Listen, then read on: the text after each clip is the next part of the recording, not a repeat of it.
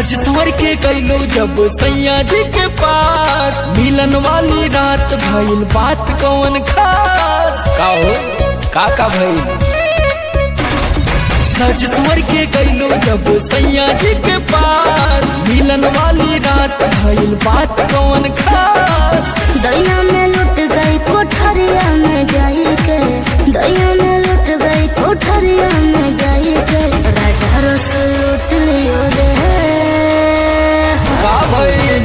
रसगुल्ला खिलाई के, अच्छा राजा रस लूट लियो रे, रसगुल्ला खिलाई के। स्पंज वाला रहल का?